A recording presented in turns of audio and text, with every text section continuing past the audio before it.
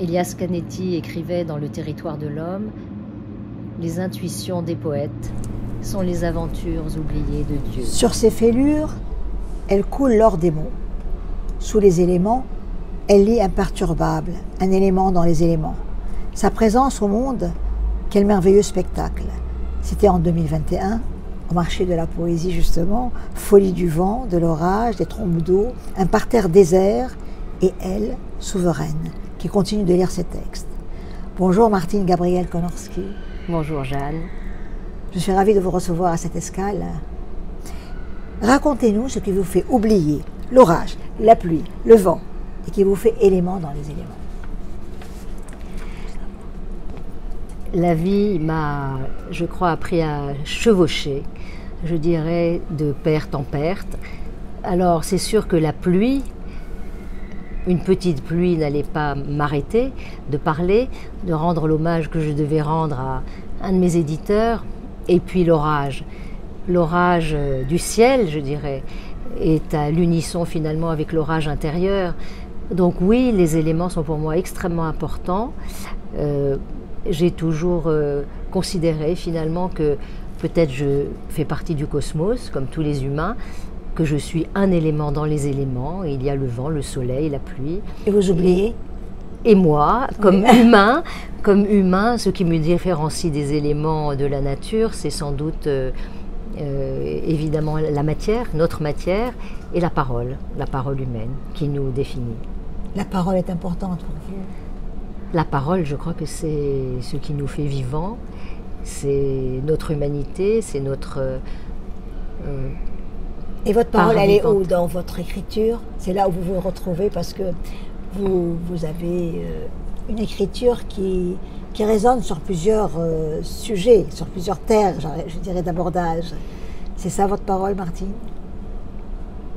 La parole, oui, je crois, comme vous dites, c'est avant tout la parole du poème. Pour moi, parce que c'est une parole d'évidence, je ne l'ai jamais choisie, elle s'est imposée à moi comme ça depuis toujours. Elle fait partie de moi, c'est une nécessité, c'est une parole de partage, avant tout. C'est ma manière d'être au monde. Donc oui, cette parole-là, elle est essentielle et c'est une parole fondatrice. Une parole dont certains ont dit qu'elle pourrait sauver le monde, je le crois volontiers.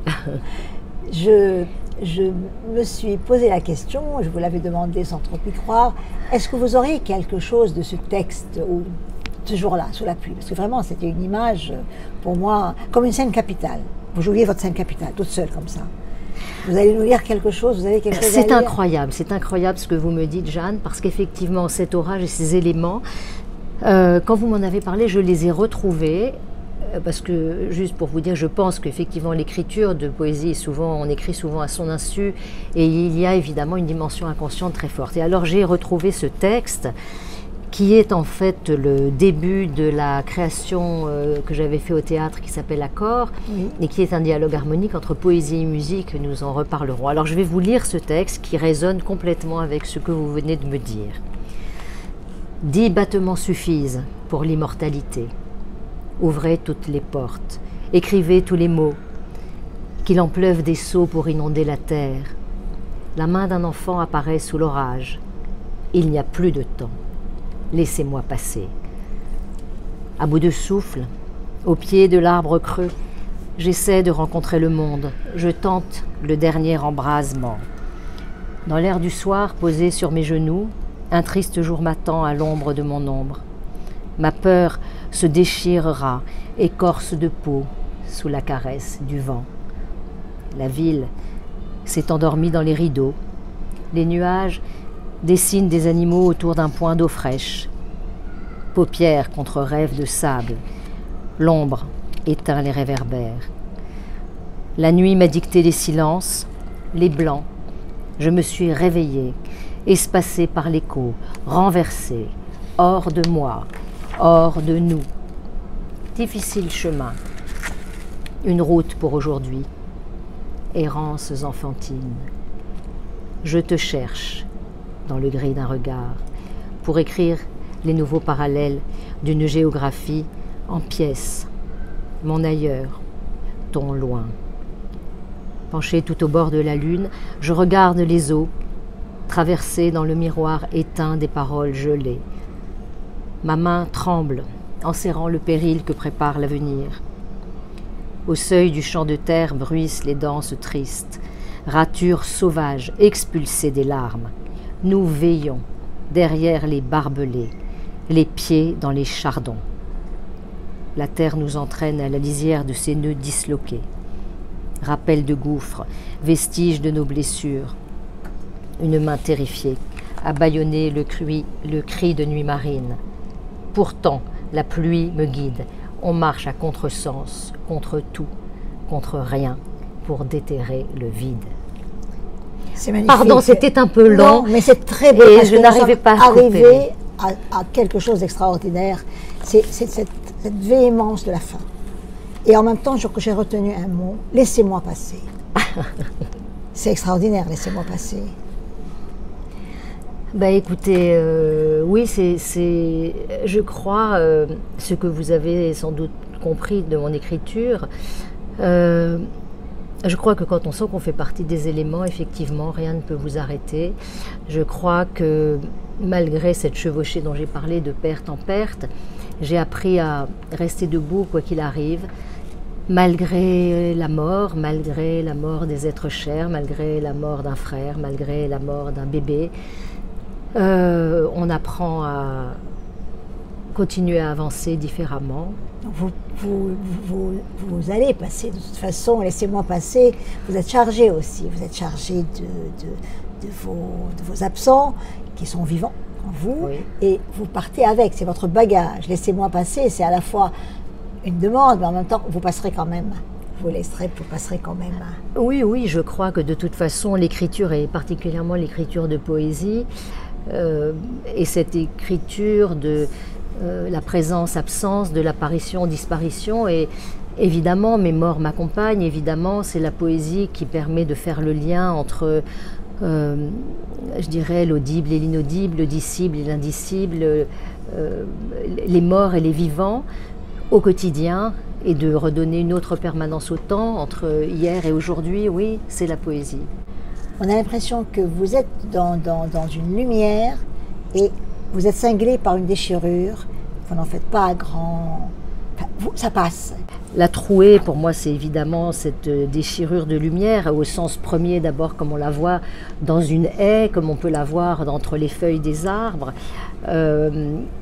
C'est aussi cette parole poétique qui émerge du silence, qui émerge de ce que j'ai dit, je crois, et écrit. Je crois que je dis qu'on écrit toujours sur le bord et que oui. C'est toujours sur le bord qu'il faudra se chercher.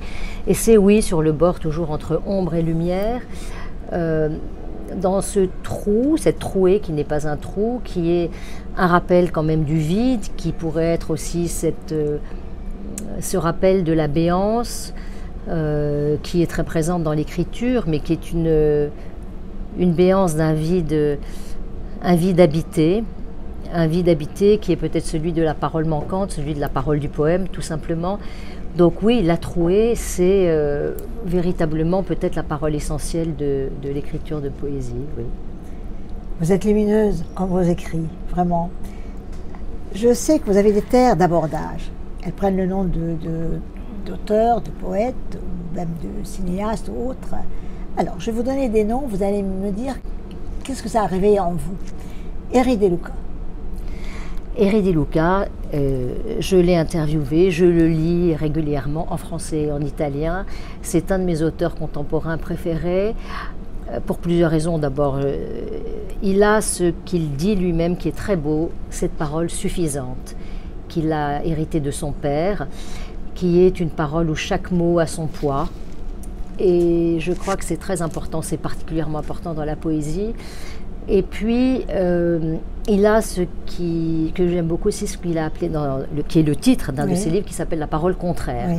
Et la parole contraire, c'est peut-être sa dimension rebelle, ou en tout cas, peut-être pas seulement rebelle, mais extrêmement engagée, concernée par la marche du monde. Oui. En l'occurrence, c'était son opposition à la construction de la ligne Lyon-Turin qui lui a valu de pratiquement se retrouver en prison. Et aujourd'hui, c'est son combat, son engagement aux côtés des naufragés et des cercueils vivants que sont devenues nos mers, et plus particulièrement la Méditerranée.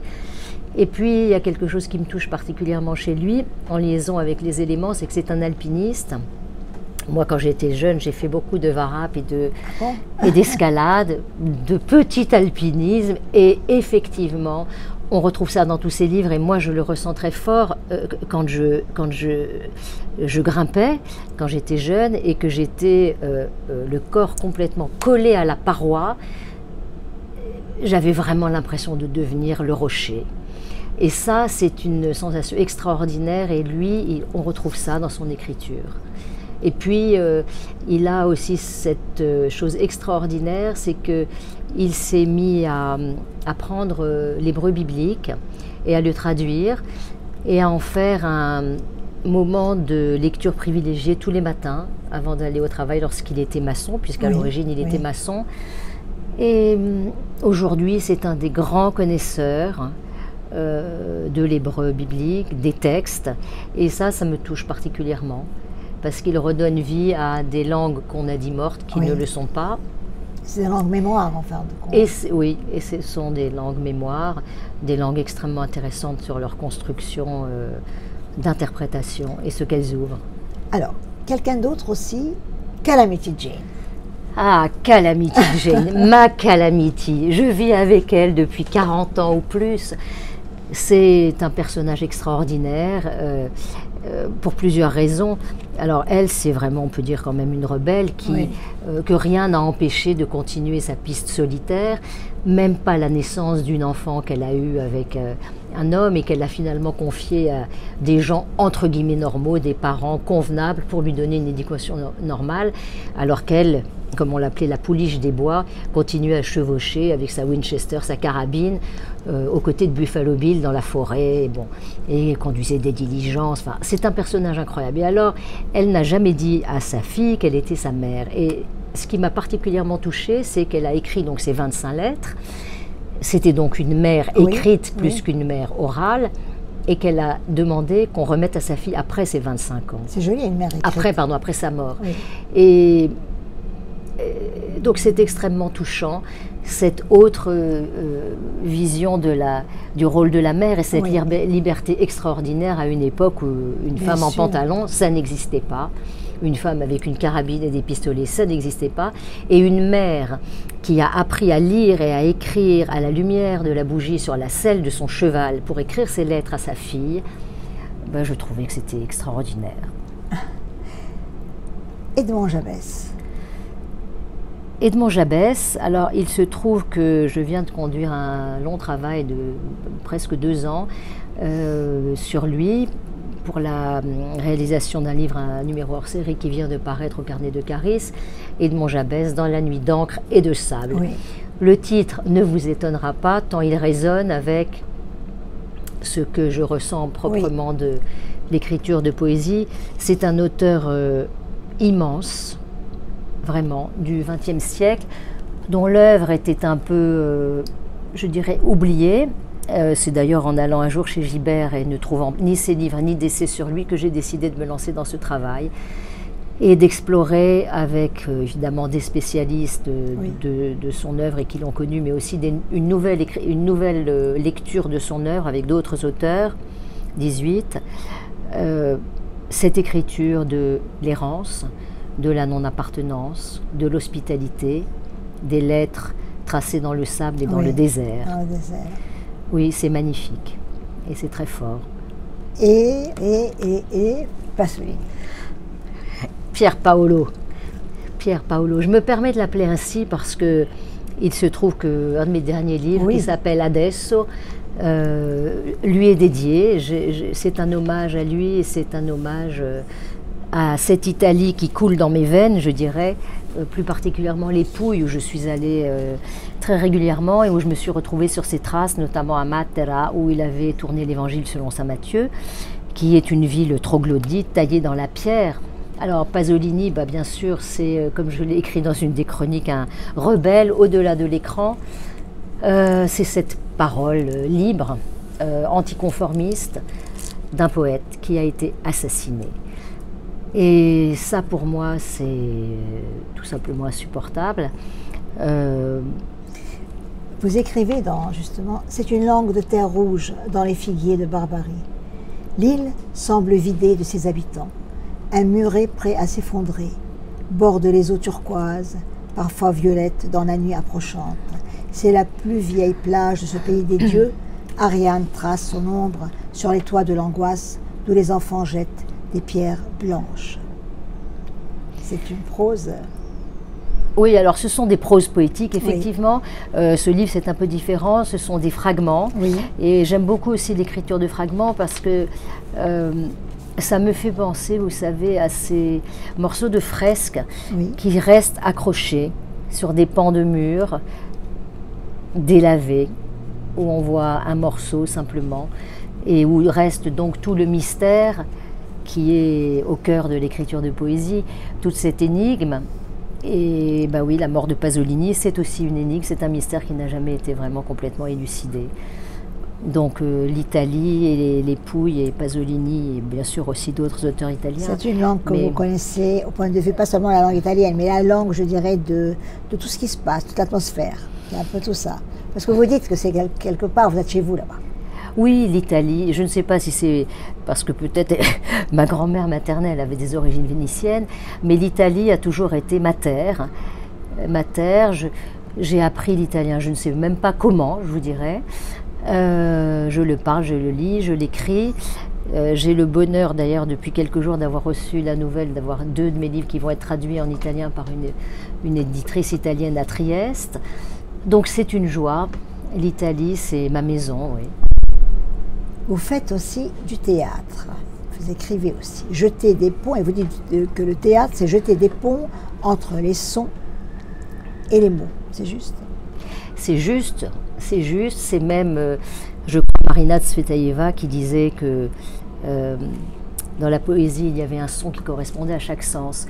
Alors la scène particulièrement et le théâtre est, je pense, ce lieu où la parole poétique peut résonner parce que la dimension sonore de la poésie est pour moi extrêmement importante et c'est, je crois, ça d'ailleurs sa dimension originelle puisque à l'origine la poésie était vocale, orale vivant, et associée à la musique. Et bon, je suis également musicienne et donc il me paraissait, piano et chant.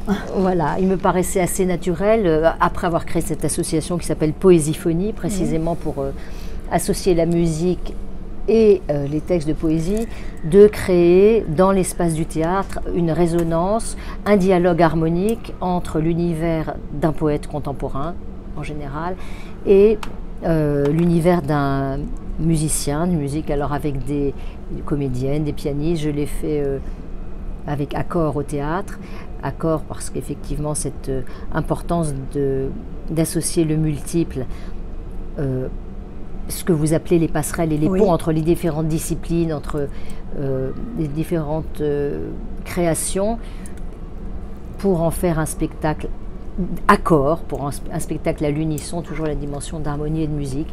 Et je l'ai fait également pour Bethany, dont on parlera, qui est un de mes autres textes, avec un musicien, un percussionniste. Accord, c'était avec le piano, et une comédienne, et Bethany avec un compositeur percussionniste avec des pots frottés et des cloches et des bols tibétains, dans une ambiance vibratoire complètement différente. Parce que ce sont des rencontres d'abord humaines, évidemment, mais qui me semblaient là aussi complètement naturelles et évidentes. Des éléments dans les éléments. Des éléments dans les éléments, oui. Et puis, il y a la chute. Vous avez l'art de la chute. La chute volante, saut dans le vide, tomber juste. La chute, pourquoi cet art de la chute, même si elle n'est pas visible directement? Il est un peu dans la coulisse, dans les coulisses. La chute dans un texte, c'est vraiment pour moi un moment essentiel du texte. J'y apporte un soin particulier, c'est vrai. La chute, alors, elle est à la fin du texte, mais en réalité, c'est pour moi un nouveau commencement. Oui. Alors ça peut être, quand on prend une image un peu, ce qui me vient aussi, c'est aussi les tableaux de Marc Chagall. Oui. C'est qui chute, vole. La chute, pour moi, c'est un nouvel envol, c'est un nouveau commencement, c'est une ouverture vers autre chose. C'est là où la parole du texte est particulièrement condensée, Et je crois que l'art, finalement, n'est fait que de commencement et de recommencement. Et c'est surtout cette notion aussi de quelque chose d'inachevé. Le poème n'est pas quelque chose de clos, c'est cette parole ouverte qui déclôt et qui ouvre toujours sur quelque chose. Alors la chute, oui, pour moi, je crois que c'est pratiquement là où la vie et la mort se rencontrent. C'est pour ça que vous donnez ce soin extrême à la chute, à la fin. Probablement. Le texte vous habite, il vous irrigue. Depuis un moment, vous parlez, à chaque fois que je vous parle, on a l'impression que le poème, c'est votre sang, c'est dans votre sang, c'est votre groupe sanguin en quelque sorte. Oui, c'est très joli, c'est une très bonne idée. Vous êtes donneur universel aussi. Ben, il se trouve que oui. Oui. Ah, en plus, en vrai. Oui, oui, absolument. Absolument. Oui, bien sûr, l'encre et le sang coulent dans les veines, coulent sur la page, coulent sur les petits carnets. C'est une parole naturelle. Oui. Je dirais c'est une parole d'évidence. J'aime bien dire que écrire de la poésie, pour moi, c'est aussi naturel que respirer. On inspire, on expire, et voilà. Et le souffle du poème fait que l'écriture arrive. C'est comme manger, dormir, se laver les dents, écrire de la poésie, oui. C'est pareil. J'aime beaucoup chez vous, vous faites parler les pierres. Par exemple, dans Une lumière s'accorde, je crois, c'est un de vos recueils, vous dites « Les pierres sont juste remplies de la mémoire, au tremblement, des noms. » Une pierre pour vous, c'est sonore, c'est vivant, c'est... Ah oui, une pierre, c'est... Alors, il y a plusieurs choses dans la pierre. Il y a le rocher dont je vous ai parlé tout à l'heure. Les pierres, pour moi, je pense souvent au silex. Pour moi, la poésie, c'est ça, c'est un peu comme si on frottait deux silex. Et de ce frottement jaillit la parole de poésie qui vient des ténèbres, mais qui est une parole de lumière, qui est une parole de... en tout cas d'espoir pour conjurer, je crois, la fureur terrible dans laquelle nous vivons aujourd'hui. Donc oui, les pierres sont vivantes. Pour moi, elles sont fondatrices. Elles sont, oui, porteuses de lumière, bien sûr, et de paroles. Et sur notre chemin, elles sont des points d'appui, des points d'arrêt. Elles sont peut-être, oui, peut-être des balises. Des balises. Et comme elles sont lumineuses, c'est un peu comme une lampe de poche qui éclaire toujours le chemin. Oui. Jean-Louis Bernard, justement sur Une lumière s'accorde, a écrit « C'est une écriture du geste et du trait, à la fois instant et territoire. Mourir pour un sourire, qui de nous osera ?» Et je peux continuer, moi qui vous connais un peu. Vous, Martine, Gabrielle Kolonski, vous osez tout.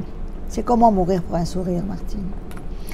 Alors, je ne sais pas commencer parce que je n'ai pas envie de mourir tout de suite. Mais ce que je peux vous dire, c'est qu'on dit mourir d'amour. On peut mourir d'amour. Oui. Et moi, je crois qu'on peut mourir pour un sourire. Je crois qu'on peut mourir pour un sourire parce que le sourire, c'est l'élégance et la grâce, c'est la définition d'une personnalité. Et puis c'est, je crois, surtout la rencontre de l'autre. Et c'est quelque chose qui est pour moi extrêmement important. Alors je crois que... c'est un geste d'accueil? C'est un geste d'accueil, c'est une hospitalité. Oui. C'est une... oui, c'est là aussi une ouverture vers une rencontre. Et il y a tellement de visages fermés, tellement de tristesse. Donc vous oserez tout, laissez-moi passer, et vous irez vers ce sourire. Oui, jusqu'à la mort. Voilà, jusqu'à la mort, oui. Voilà. Vous avez je crois, un recueil qui s'appelle Instant de terre. Oui. Angèle Paoli a écrit « C'est un temps ininterrompu dans le vacillement. Seules demeurent les épines, les échardes, les cicatrices, les épaves, les empreintes. Seule demeure l'amertume, et sous la langue, ça c'est votre phrase, les lettres de l'alphabet. Quelle lettre de l'alphabet vous demeure sous la langue? » Alors, bon, je pense que mon alphabet, c'est évidemment la poésie, les lettres du poème, les sons du poème, le son du poème, puisque c'est un thème du marché de la poésie de cette année. Comme je vous disais, ce qui nous définit en tant qu'humains, je crois que c'est vraiment la langue. Et donc, quelle langue voulez-vous taire? Parce que vous dites beaucoup de choses, mais on sent chez vous, je dirais, une part intérieure en permanence, qui n'est pas la part intérieure, bien sûr, dont on parle, mais quelque chose est en vous, vous le dites à votre façon. C'est cette langue-là, je dirais que c'est une langue vivante, c'est une langue lumière, lumineuse, et pourtant, vous ne dites jamais le mot. Vous ne dites jamais pour qui, oui. Pourquoi vous écrivez. Mais on vous êtes habité par tout ça. Bah, d'abord, comme je vous disais, je pense qu'on écrit à son insu, oui. Qu'il y a une dimension inconsciente très forte de l'écriture de poésie, qui ne démontre rien, qui est toujours inachevée. Et puis, la langue de la poésie, j'allais dire, pour paraphraser Henri De Luca dont on a parlé tout à l'heure, je l'ai dans la bouche comme il dit lui qu'il avait lui l'hébreu dans la bouche comme un noyau d'olive. Et je trouve ça merveilleux parce que c'est vrai, c'est comme un noyau d'olive qu'on a dans la bouche et qui ne vous quitte jamais. C'est toujours sous la langue. Et même quand on n'écrit pas physiquement, je veux dire sur la page, cette langue, elle fait partie de moi. Ça s'écrit, ça s'écrit. C'est une langue corporelle. La poésie significativement traverse le corps. C'est pas un exercice physique. C'est pas un exercice uniquement de la pensée. C'est un exercice que moi j'entends particulièrement dans l'oreille, que j'entends d'ailleurs dans différentes langues. Je peux entendre des choses en espagnol, par exemple, assez souvent, et même si j'écris en français. Donc, ce que j'ai sous la langue, en fait, c'est Babel, oui. Finalement. Oui. Mais Babel, pour une langue universelle qui est celle de la poésie. Béthanie, si vous deviez décrire Béthanie, c'est un récit de quoi? D'exil? Béthanie, oui bien sûr, c'est un long poème qui est un récit d'exil, d'errance, de folie et de détermination aussi, de nomade en mal de terre. C'est une quête d'un lieu, peut-être le lieu du poème, comme l'a écrit Emmanuel Moses dans sa préface. Je crois qu'il a raison. C'est une épopée difficile, dans un milieu hostile, à la recherche de quelque chose, de la rencontre peut-être de soi-même, de la rencontre de plus grand que soi. Et puis c'est aussi la douleur réelle de ce qu'a représenté l'errance pour tous les peuples qui ont été poursuivis, exterminés, menacés d'effacement. Donc cette errance dans le désert, pour arriver vers un lieu peut-être imaginaire, un rêve de sable, comme je l'ai écrit, c'est très important, et c'est en ça aussi que l'écriture de Jabès m'a beaucoup touchée, parce que dans le désert, il y a cette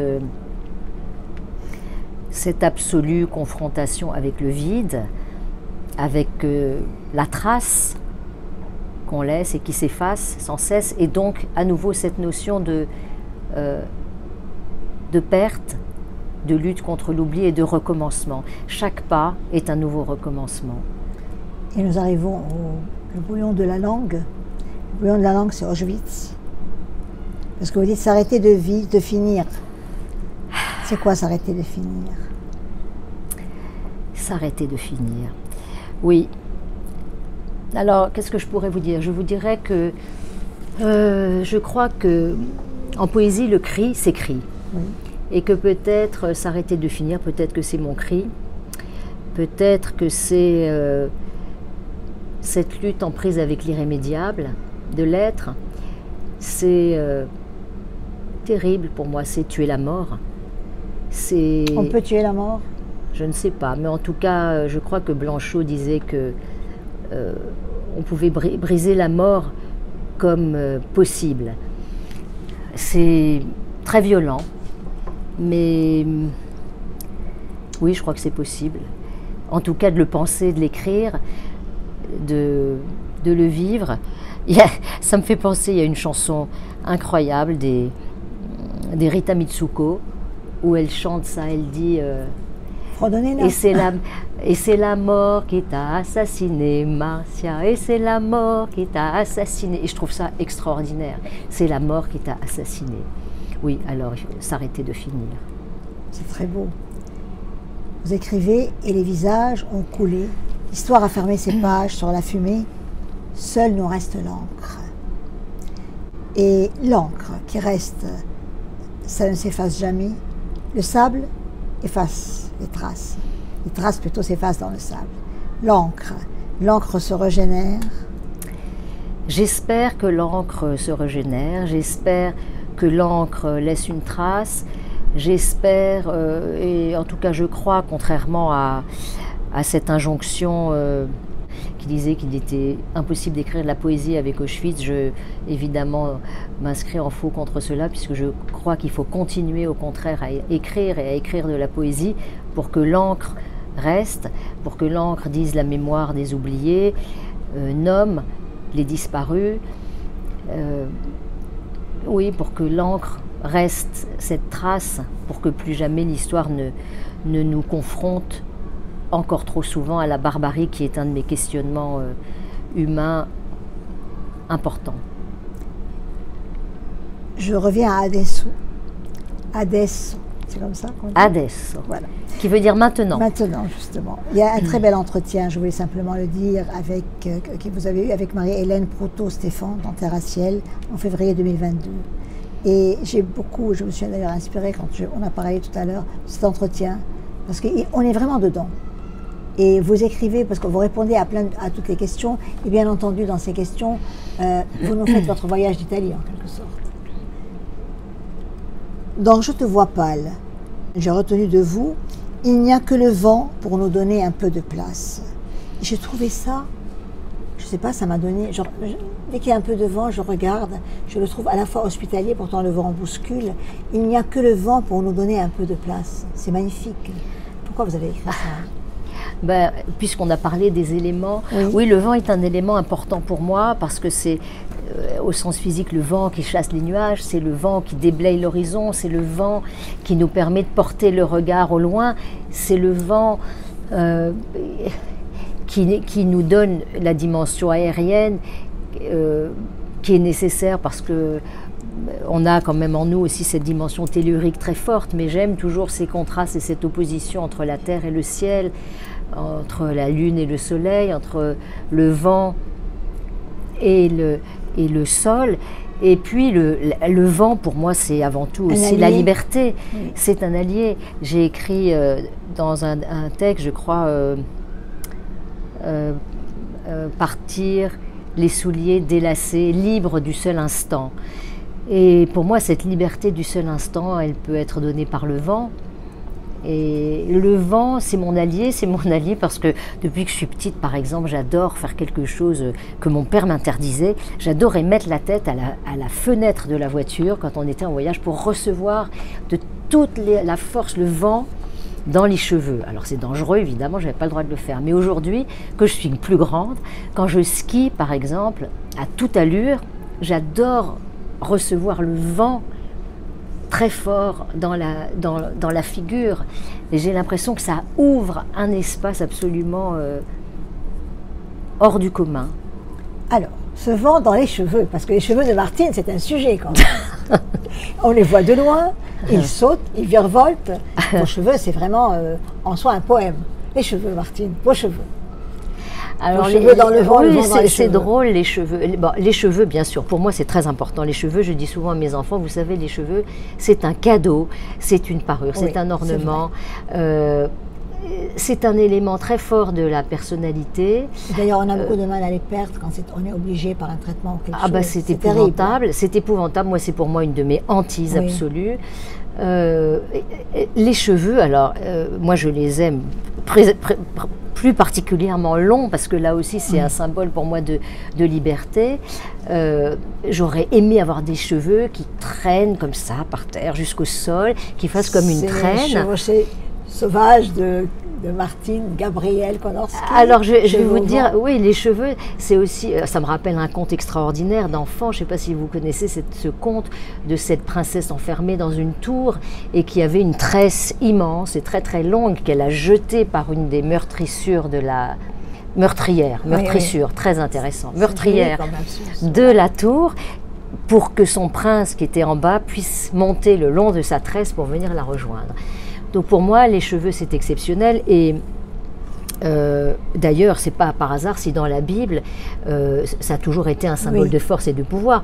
Et l'histoire de Samson tirait sa force de ses cheveux. Et lorsque Dalila lui a coupé sa crinière, il a perdu tous ses pouvoirs. Et donc les cheveux, c'est... Oui, c'est la liberté et c'est ce qui humanise à tel point, c'est tellement vrai que quand je réfléchis par rapport à ce qu'on vient de dire du bouillon de la langue, vous savez, quand on veut déshumaniser quelqu'un, qu'est-ce qu'on fait? On lui rase la tête, on le prive de ses cheveux. Oui. C'est ce qu'on fait avec les prisonniers, c'est ce qu'on a fait dans les camps. Oui. Et pour moi, c'est un symbole évident de privation de liberté et de déshumanisation. D'ailleurs, même les tondus, l'histoire des tondus. Voilà. Donc, les cheveux, c'est une histoire d'humanité, oui, de force et de liberté. Votre quête, c'est une terre introuvable. L'impossibilité de se rejoindre, mais vous essayez. L'effacement est votre bataille. Pour garder trace aussi longtemps que possible. Le vide, vous voulez le combler, mais sans en faire des tonnes, simplement. Le vent, vous en faites un allié, comme on a dit. La séparation, vous en faites une musique. L'ailleurs, c'est un théâtre avec coulisses. Et le chant. Le théâtre, on va en parler. Le chant, on en parlera tout à l'heure. Nous avons tenté de vous trouver ou de vous retrouver. Vous êtes un peu comme le vent. Vous aimez passer, qu'on perd votre trace. Qui êtes-vous? Si vous deviez vous résumer. C'est une question difficile. Je ne sais pas qui peut répondre à cette question. Le sait-on vraiment? Je crois que c'est une quête d'abord de toute une vie. Oui. Si par cette question vous voulez signifier une certaine dimension insaisissable, je crois qu'elle est surtout liée à l'écriture de poésie, parce que le poème est une écriture insaisissable et que la poésie fait partie de moi. Je crois qu'elle me définit, encore une fois. Je ne l'ai pas choisie, elle s'est imposée à moi. Ça s'écrit en moi de cette manière-là. C'est une personne pour vous, la poésie? C'est vous? On a dit que vous êtes irrigué par le poème. Oui, c'est une grande partie de moi, oui. Je crois. Et donc, il y a cette dimension de l'inachevé, comme je l'ai dit, de l'insaisissable, de l'ouverture vers un ailleurs...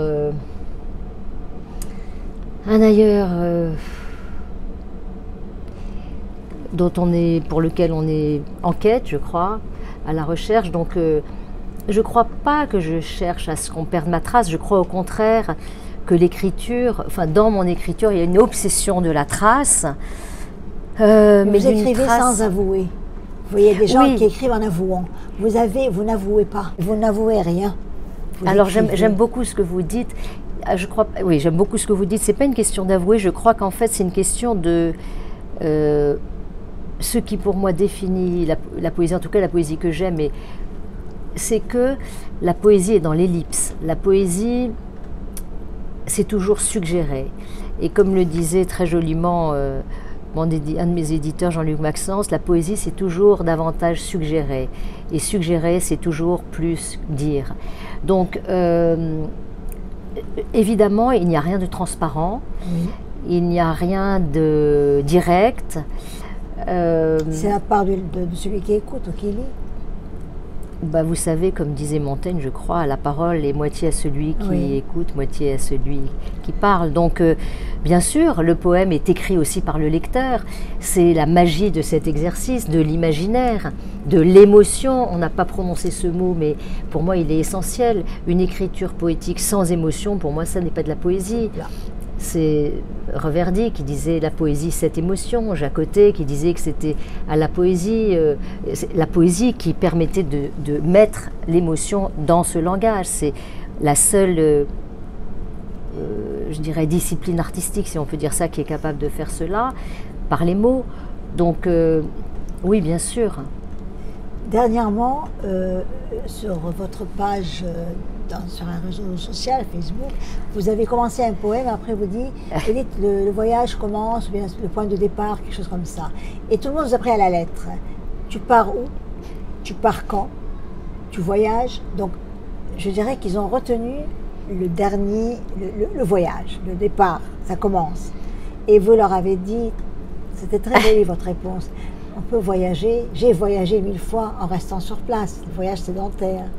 Oui, oui, alors c'est formidable ça parce que c'est lié vraiment aussi à, Oui. à la question que vous m'avez posée sur la chute du texte, parce qu'effectivement ça c'est un texte inédit que j'ai posté sur Facebook, ce que je fais très rarement, je ne sais pas pourquoi je l'ai fait ce jour-là. Il est très beau. Et hein. la dernière phrase, la chute, donc c'est départ annoncé. Annoncé, voilà. Et donc tout le monde m'a écrit où tu pars. Oui, je sais. Alors j'ai trouvé ça extraordinaire parce que je me suis dit ben voilà, ça c'est merveilleux parce que c'est une illustration vraiment de comment la poésie est finalement complètement en prise avec le réel, Oui. combien le réel est le matériau de la poésie, combien ils ne sont pas séparés. Et effectivement, j'ai beaucoup voyagé, mais avec la poésie, je voyage encore plus sur ces terres imaginaires. C'est d'ailleurs pour ça que dans Instant de terre, ce titre qui est Oui. un titre un peu paradoxal, qui est un titre nominal avec instant au singulier et terre au pluriel, j'aime dire que l'instant succède à l'instant. C'est une réflexion sur le temps un peu particulière de ce temps vertical qui fait que chaque instant est un instant unique et que quand on écrit, on est dans cet instant de terre. C'est-à-dire qu'on est dans un instant qui ne se reproduira plus jamais, comme un pas que l'on fait qui est unique, qui ne se reproduira plus jamais, mais on traverse différentes terres. Et ces terres que l'on traverse, ce sont les terres de l'imaginaire, ce sont les terres des souvenirs, des amours, de l'enfance, des drames, de la vie, de ce qu'on vit au quotidien, de beaucoup de choses. Et donc, le lien entre le réel et l'imaginaire est important. Et je trouve que quand le lecteur part dans son voyage, alors je trouve que c'est merveilleux. Le point de jonction a eu lieu. Oui, que les voyages se rencontrent. Voilà, c'est beau. Il est d'usage donc aussi dans l'escale de Jeanne de faire question-réponse. C'est un peu un jeu de ping-pong. Je ne vais pas vous en donner beaucoup parce que je réserve quand même une petite surprise pour la fin. Si je vous dis absence. Mes chers disparus. Langue. Le poème. Élément. Moi je dirais Martine. Enfin. Le vent, l'orage. Il est d'usage de lire, de chanter, de danser, de faire quelque chose qui vous appartient, chaque fois. Vous avez lu au début, vous avez lu quelque chose de merveilleux. Laissez-moi passer, bien que ce soit beaucoup plus long que ça, on a tout le poème. Est-ce que vous accepteriez? Alors déjà, la musique et le chant. Parlez-nous comment vous êtes arrivé à ça. Et si vous acceptez de chanter pour la fin de l'escale, je vous remercierai, je vous applaudirai. Alors, écoutez, la musique fait partie de ma vie depuis toujours. J'avais commencé une carrière musicale quand j'étais petite, donc depuis que j'ai 6 ans, je pratique le piano. Je ne peux pas vivre sans ma musique. Je dors d'ailleurs à côté de mon piano. Voilà, je vous fais une confidence. Oui, il dort à côté de moi. Il m'accompagne toujours, c'est mon plus fidèle compagnon. Le chant, je m'y suis mise un peu plus tard parce que lorsque je travaillais énormément et je voyageais beaucoup, c'était très difficile d'emmener avec moi mon piano. C'était beaucoup plus simple d'emmener des partitions et de chanter n'importe où et de travailler dans ma chambre d'hôtel, je pouvais le faire. Donc maintenant j'ai gardé le chant également et je pratique les deux avec bonheur. Donc oui, je peux vous chanter quelque chose. Un air que j'aime beaucoup, j'en travaille un certain nombre en ce moment, de Offenbach dans la Péricole, qui m'amuse parce que c'est un air, vous verrez, qui raconte l'histoire d'une femme qui est saoule, et ça m'amuse d'autant plus que je ne bois pas une goutte d'alcool. Donc voilà, je peux essayer de vous le chanter. Alors attendez, par contre, pour le chanter, je vais quand même... Mais vous avez de la note. Je vais quand même prendre ma note, parce que je le chante en voix de mezzo.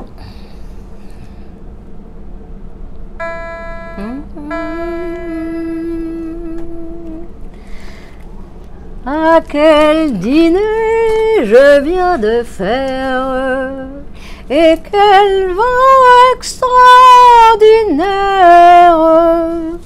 J'en ai tant bu, mais tant, que je crois bien que maintenant je suis un peu grise,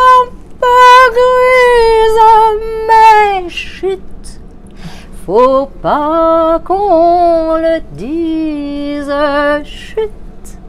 Faut pas, si ma parole est un peu vague, si tout en marchant je zigzague, et si mon œil est aigriard, il ne faut s'en étonner car je suis un peu grise, mais chut, faut pas qu'on le dise, chut, faut pas,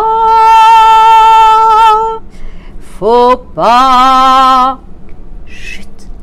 Bravo. C'est oui, magnifique. c'est drôle. C'est magnifique. J'aime beaucoup cet air, c'est drôle. C'est joyeux, Bah, Offenbach, oui, c'est merveilleux. Toujours, bien sûr. En tout cas, un grand merci. C'était une escale, merci, Jeanne. Je dirais, très festive en émotion, festive en profondeur, festive en chant, festive en lecture, en traces, en beaucoup de choses. Quand je dis festive, parfois le festif est un peu poignant, mais ça fait partie, je dirais, de la dramaturgie de la vie. Voilà. Et je vous remercie infiniment, Martine Gabrielle Kolorski. Et juste avant de finir, Martine Gabrielle Kolorski ou Martine ou Gabrielle? En poésie, je suis Martine Gabrielle Konorski. Voilà. En tout cas, un grand merci, vraiment. Et ce chant est merveilleux. Rico Garcia Lorca disait « Toutes les choses ont leur mystère, et la poésie est le mystère de toutes les choses. » On a wagon bound for market, there's the cow with the morning cloud. High above him there's the swallow, winging swiftly through the sky. How the winds are laughing, they laugh with all their minds. Laugh and laugh the hood they threw, and hold the horn they lined. Donna, donna, donna, donna, donna, donna, donna, donna, donna, donna, donna, donna, donna, donna, donna.